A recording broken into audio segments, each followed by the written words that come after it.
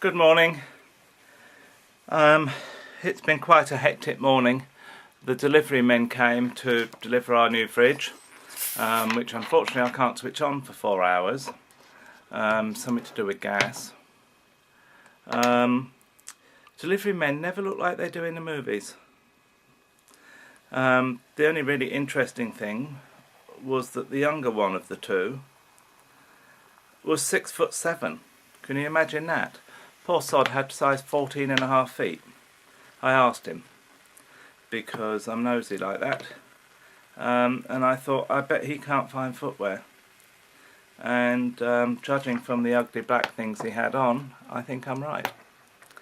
Anyway, speaking of footwear, I did just want to point out that despite the fact that I do like my Doc Martens very much, and all my multicoloured ones, I do also wear this type.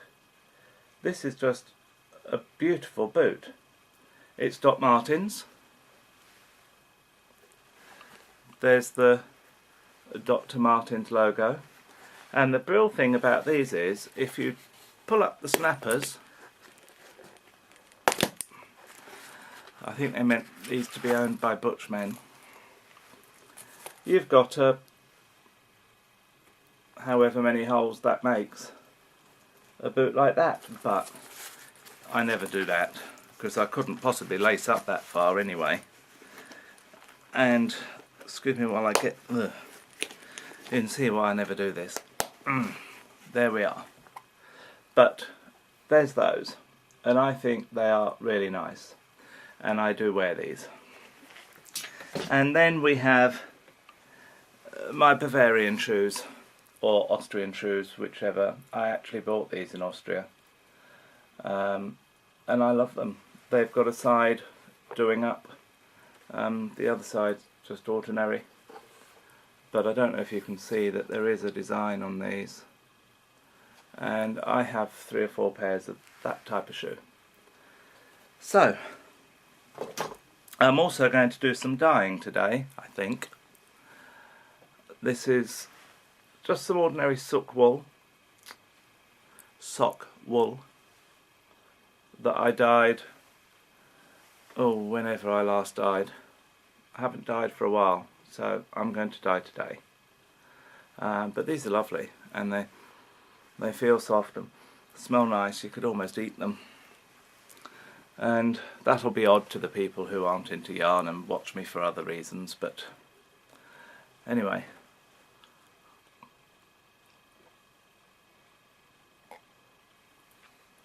You know, when you grow up believing that you're not good enough, that there's something really wrong with you, and I know many of you listening, because of the emails I get, do feel this way, or did feel this way,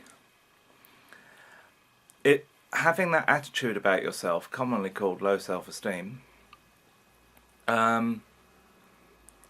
causes so much trouble. I'll give you an example. Well, I could give you lots of examples, because I always chose my friends really rather badly, because I didn't have a healthy model on which to model what was a good friend and what wasn't.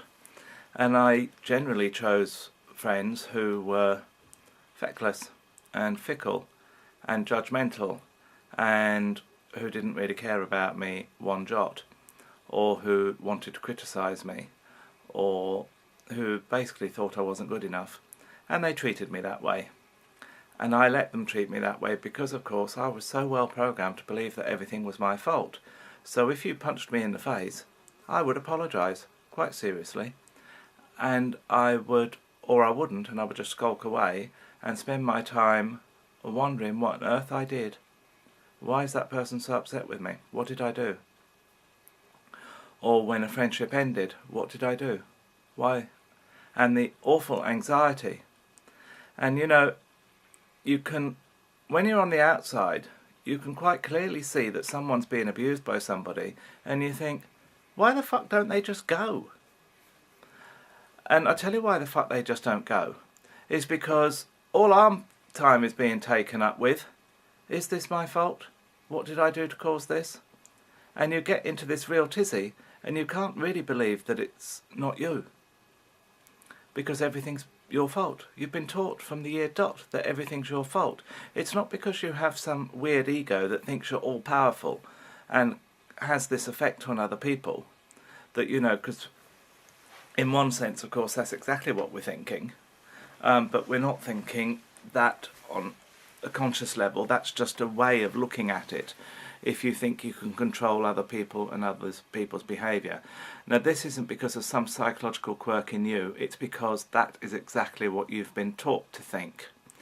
And there are some clever clogs, New Age writers, and some shrinks and other people who seem to have no compassion or understanding of what it's like, and some 12-step type people also do exactly the same thing.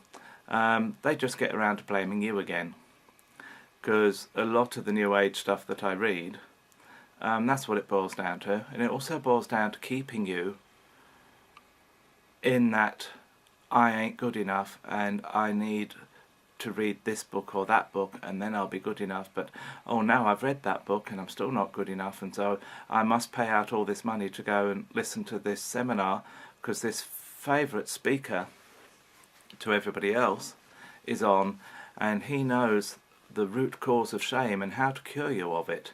And so I pay out my few £100 and I go on this seminar and I do a lot of crying and I make a lot of insights, and there I am, and I go back to work on Monday, or here I am sitting at home on Monday and I still feel ashamed, because they've all got their finger in the pie and they don't want that pie to disappear. So of course you ain't fixed.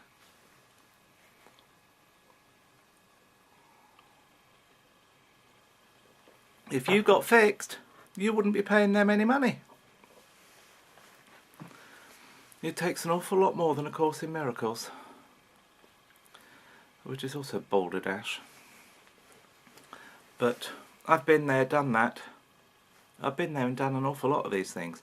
Carly Simon has a song called Floundering, which is all about people who, you know, go from one thing to another.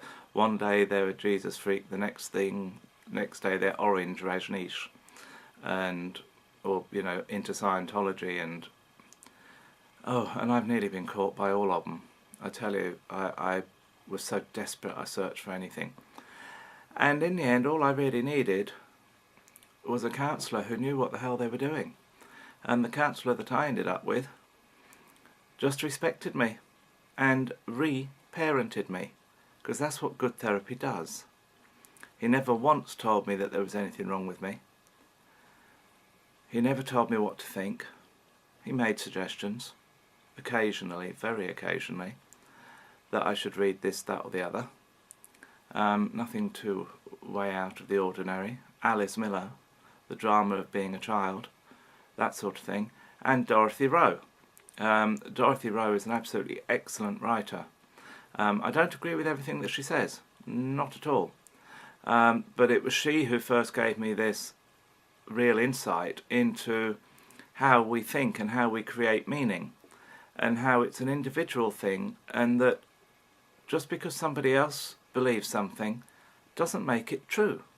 And it also doesn't mean I have to believe it. Well, that was a complete and utter revelation to me, and it really freed me. It freed me from the chains of my religion, it freed me from the chains of my past, it freed me from the chains of society, when I finally understood that everything anybody spouts on about, including me, is just ideas. It's not absolute truth, because nobody knows what absolute truth is. And there'll be some idiot listening to this and thinking, oh yes there is, it's in the Bible, or it's the Quran. They're absolute truth. They're not. The only person that thinks it is you. You read it. You decided that this is the Word of God. So it's your brain that you have faith in, your own judgment, your own intelligence, or lack of it. So don't lie and say your faith is in God, because it's not. It's in yourself. It's in your idea and your utter faith that your idea is correct and couldn't possibly be wrong. I can feel a double message coming on.